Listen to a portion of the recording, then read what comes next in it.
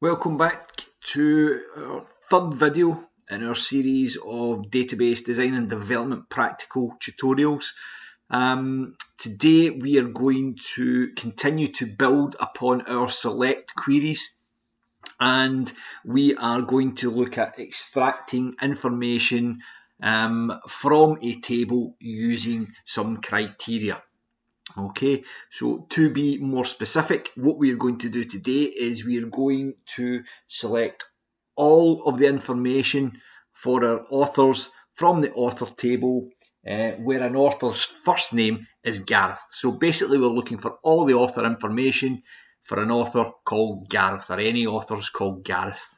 Okay, so we're going to add another command word this time. As always, to start our query, we go to the Create tab and select Query Design before selecting our SQL option. Our first command word is placed in for us, which is select. Now we are going to select all of the fields or entity attributes for these authors. Okay, so like our first video, we're going to use the wildcard. So we're going to select all. And our second command word, as always, is from. So we're telling it where we're going to select this information from. In this case, again, it would be the author table. And we are going to now introduce a third command word, which is a where clause. So where, and now what we're going to do is add a condition to our SQL command and our statement, obviously. So in this case, we are going to say where first name is equal to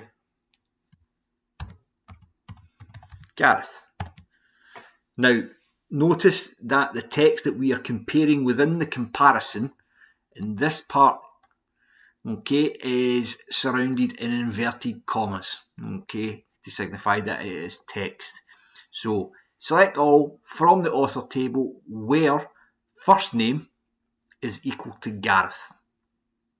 We're going to run that, and we can see that we have one author or one record for Gareth Owen, whose nationality is British. His date of birth is 07/01/1966, and he has his website www.garethowen.com. Okay, his author reference is 1902. Alright, so that allows us to pull that information to check to see if our query results are accurate and correct. Very simply, I can get into the author table and check down the first names for Gareth, and we can see that we've got Gareth Owen here that we pulled within our query. And do we have any other Gareths in there? No, we don't. Okay, and that's just a simple method of testing, just to make sure that your results from your query are accurate. Okay, so again, we're going to save that, and we're going to call it authors called Gareth.